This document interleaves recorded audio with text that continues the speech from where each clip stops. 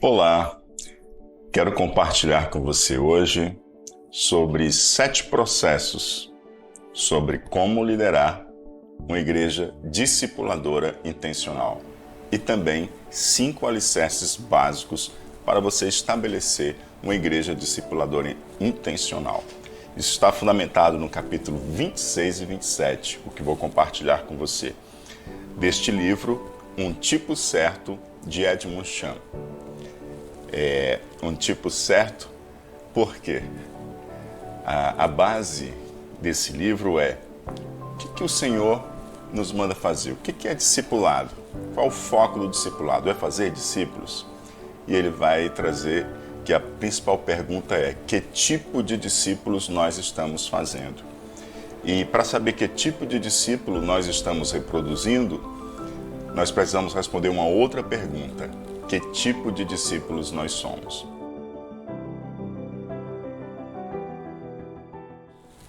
Mas hoje eu quero compartilhar com você, como já disse, capítulo 26 e 27, onde compartilharei os 7 processos de liderança para você conduzir a sua igreja a ser uma igreja que intencionalmente faz discípulos e 5 alicerces básicos para que você também cumpra esse propósito.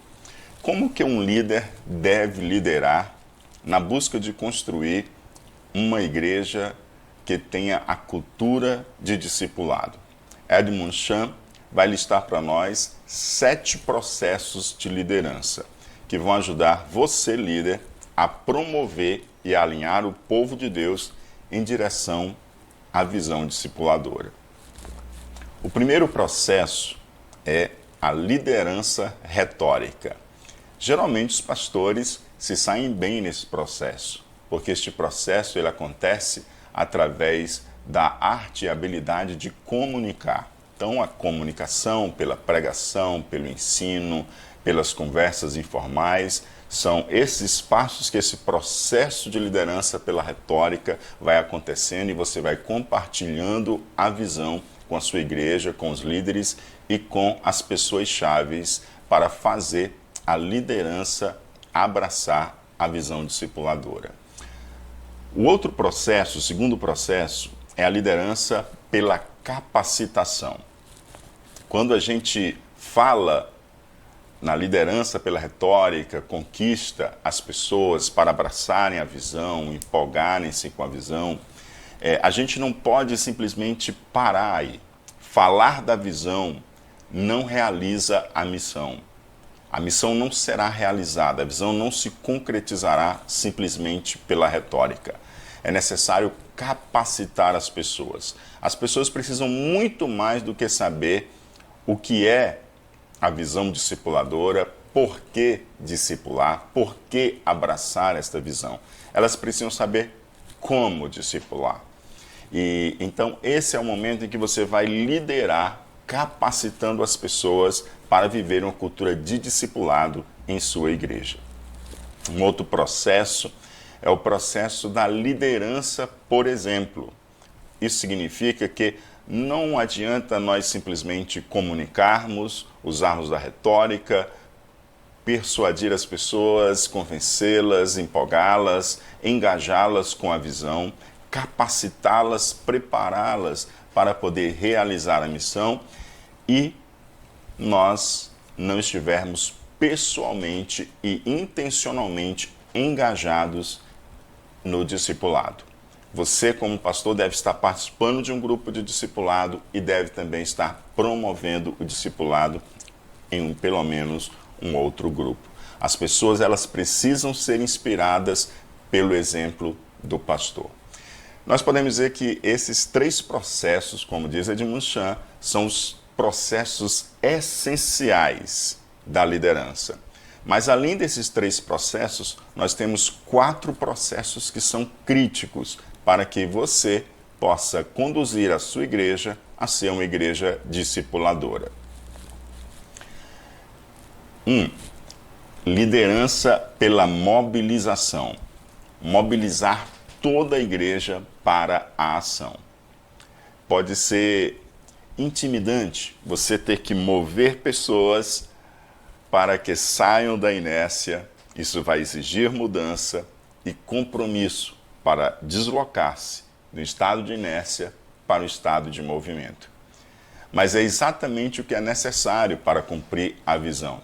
Não adianta simplesmente convencermos pela retórica, não adianta simplesmente capacitarmos, e também não será suficiente darmos o exemplo se não mobilizarmos as pessoas para que elas entrem em ação, para que elas comecem o processo de construir, de realizar a visão.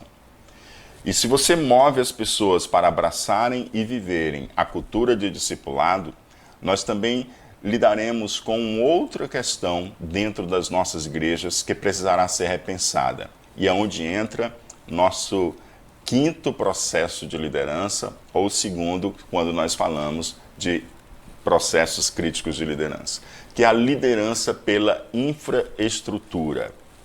Então, há uma necessidade de repensar como que a sua organização eclesiástica e como que a sua organização ministerial está hoje. Avaliar como ela está hoje e como que ela se enquadra, como que ela serve, como que ela está ao dispor de contribuir para que a sua igreja seja uma igreja discipuladora intencional. É hora de avaliar e verificar se nós temos uma estrutura extremamente centralizada. Se essa estrutura é centralizada, isso vai ser um problema e você não vai conseguir mobilizar as pessoas. Elas não terão espaço para agirem e realizarem a visão. Então é hora de descentralizar. Então o processo de liderança pela infraestrutura exige de nós, especialmente nós pastores, pensarmos uma organização eclesiástica e ministerial descentralizada. Porque a centralização ela vai sufocar qualquer tentativa de construir uma cultura de discipulado. É necessário capacitar, mobilizar e descentralizar. Sexto processo é a liderança pelo encorajamento. Encoraje as pessoas. Não faça uso dos expedientes de impor culpa, intimidação para movê-las a agir e a abraçar a visão. Pelo contrário, encoraje-as. E eu quero aqui trazer a citação do que seria encorajamento, para também não parecer que o encorajamento seja simplesmente um afago do ego, né, ou um elogio barato. Quero trazer aqui o que Edmund Chan define como verdadeiro encorajamento. O verdadeiro encorajamento, diz Edmund Chan, é o fortalecimento da coragem, não baseado em quão bons ou grandiosos nós somos, mas quão bom e grandioso Deus é. Afinal de contas, esse é o nosso papel, levar as pessoas a Deus, conduzir as pessoas ao Senhor nosso Deus. Isso é liderar por encorajamento. E o quinto e último processo crítico, né? O quarto e último processo crítico, ou o sétimo processo de liderança, é a liderança pelo empoderamento. Não foque em multiplicar ministérios. Muitas vezes somos tentados a isso. Não foque em multiplicar ministérios. Que o seu foco seja multiplicar líderes. Esse deve ser o nosso foco. Recrute, treine, libere essas pessoas e dê a elas poder para liderarem em direção à visão.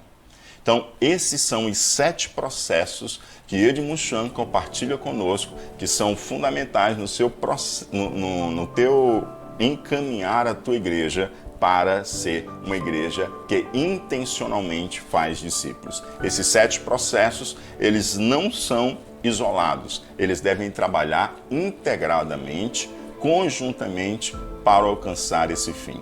Os 3 primeiros, ele chama de processos essenciais e os 4 últimos de processos críticos de liderança.